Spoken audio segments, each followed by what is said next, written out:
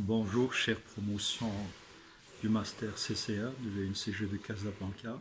Je tiens tout d'abord à exprimer ma joie et ma fierté de m'adresser à vous pour essayer d'apporter donc tout l'éclairage possible par rapport à la suite du cours.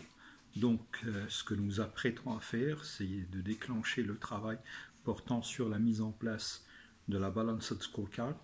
Et ça, c'est la suite logique du travail que nous avons effectué depuis le démarrage de ce cours. Donc, ce travail, nous allons le mettre en place en suivant un certain nombre de règles. Donc, la première règle à laquelle nous allons attaquer, c'est la mise en place du diagnostic global. Par la suite, donc, nous allons attaquer donc la mise en place donc de la Balanced Scorecard qui va s'articuler autour de plusieurs étapes. Malheureusement, on ne pourrait pas demander à chaque groupe de conduire la mise en place de A jusqu'à Z. Donc c'est pour cela que nous allons opter pour une démarche participative dans laquelle chaque groupe va apporter quelque chose. Donc va apporter quelque chose qui va nous permettre de par la suite donc ficeler la correction exemplaire donc de la mise en place d'un outil je dirais complexe donc en apparence, mais nous allons réussir à le mettre en place pour essayer donc justement de valoriser la valeur ajoutée qu'il va apporter donc à toute entreprise qui se veut s'inscrire dans une logique de mise en place d'un contrôle de gestion stratégique. Donc, ce que nous allons faire dans un premier temps, nous allons consacrer la soirée du vendredi à la mise en place du diagnostic global. Donc, tous les groupes vont travailler sur le même canevas, vont travailler sur la même démarche afin de s'approprier le cas. D'accord ? Donc, afin de s'approprier le cas, pourquoi ? Parce que une meilleure compréhension du cas va nous permettre de nous positionner par rapport aux attentes. D'accord ? Donc, va nous permettre de nous positionner par rapport aux attentes. Pourquoi ? Parce que le dernier exercice auquel nous sommes livrés, vous vous rappelez, j'ai présenté le cas d'une entreprise qui avait une faible rentabilité financière, mais dont les actionnaires demandaient quelque chose de plus important. Et donc, l'entreprise, elle devait faire une sorte de démarcation. Donc l'entreprise devait revoir à poil donc toutes les démarches de fonctionnement et donc proposer quelque chose de soutenu. Donc j'avais proposé 3 solutions. Donc on avait mis en place, donc on avait proposé la solution de l'analyse financière. Deuxième solution, c'était justement la mise en place et la compréhension du système DuPont qui fait partie du diagnostic financier approfondi. Et la troisième étape que je vous ai suggérée, c'est la mise en place de la Balanced Scorecard. Donc, dans un premier temps, nous allons attaquer et nous allons démarrer tout de suite la mise en place du diagnostic global.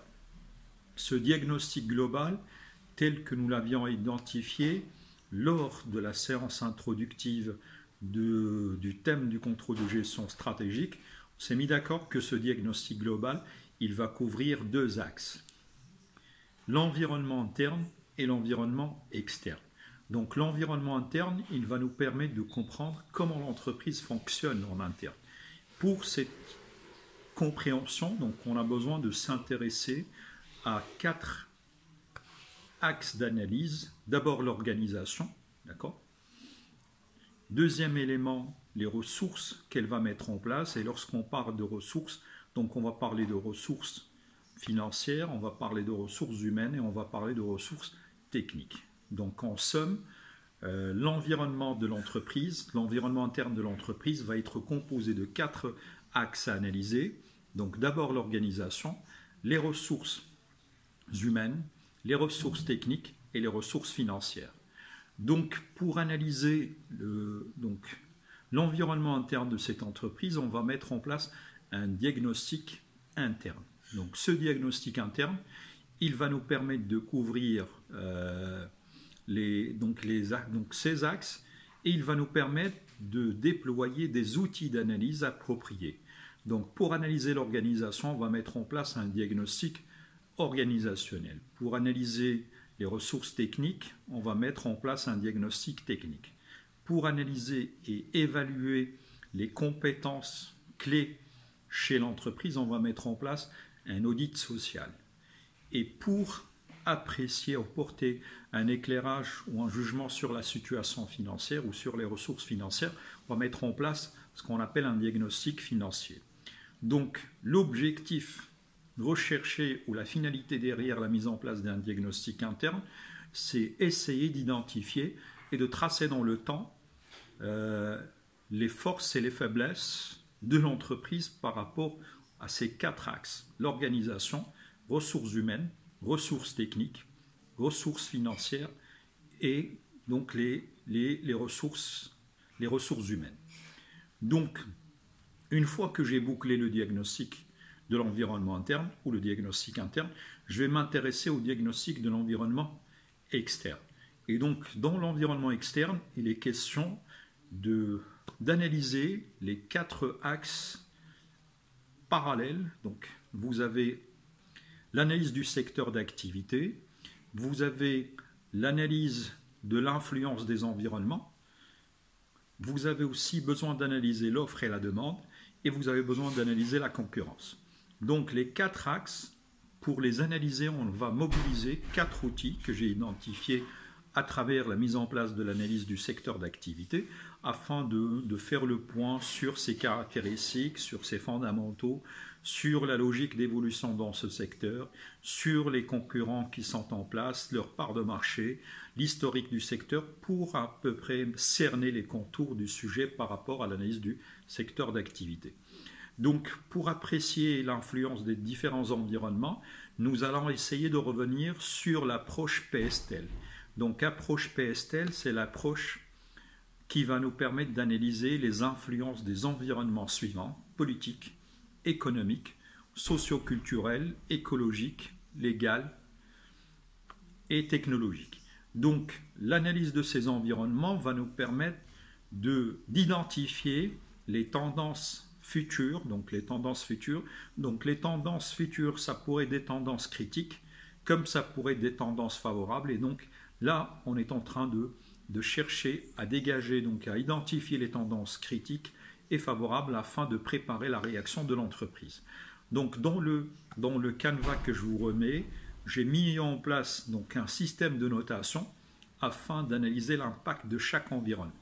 Donc, pour analyser l'impact de chaque environnement, il est question d'identifier des critères qui vont être notés sur une grille de notes ou une grille d'évaluation qui démarre à partir de 1 pour dire que l'impact ou l'influence va être défavorable.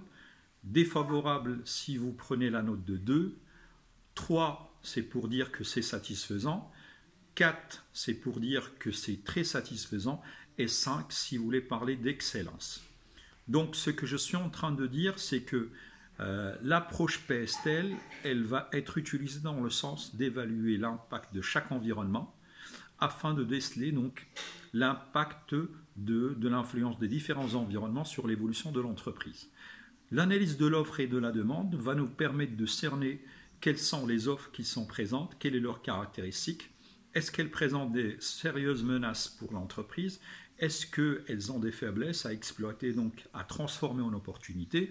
Et l'analyse de la demande va nous permettre aussi de comprendre le client et comprendre l'expérience client, afin de tirer profit de l'existence d'un portefeuille ou de l'étoffer, tout ça en vue de booster la croissance du chiffre d'affaires de l'entreprise. En dernier lieu, nous allons attaquer l'analyse de la concurrence qui va se matérialiser à travers la mise en place de diagnostic, donc la mise en place du schéma de Michael Porter, qui va être animé selon 2 grandes étapes. La première étape, c'est de lister tous les intervenants par rapport à chaque force concurrentielle. Concurrent direct, il faudra identifier toutes les entreprises concurrentes par rapport au segment que nous sommes en train d'étudier.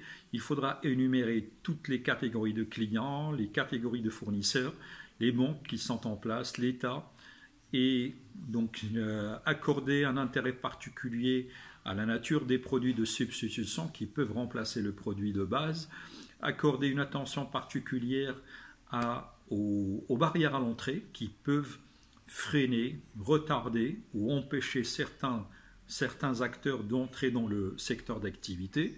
Donc, tout ça afin d'arriver au stade d'identifier donc la menace des nouveaux rentrants. Donc, une fois que vous aurez franchi l'étape de l'identification de l'ensemble des acteurs présents par rapport à chaque force concurrentielle, vient la deuxième étape qui est l'évaluation de la nature de l'influence que va exercer chaque force concurrentielle sur l'évolution de l'entreprise. Et donc cette menace, elle va être évaluée par rapport à 3 réponses. Donc est-ce que la menace, elle est potentielle et donc l'impact, il est défavorable? Est-ce que la menace, elle est faible et donc l'impact, il est faible? Ou est-ce que l'influence va être donc à mi-chemin, c'est-à-dire elle n'est ni potentielle ni faible, et là on va parler d'une influence, je dirais, modérée. Merci de votre attention. Donc, dans la deuxième vidéo, je vais essayer de revenir sur la logique de la mise en place du Balanced Scorecard. Merci à vous et au plaisir de vous retrouver dans la deuxième vidéo.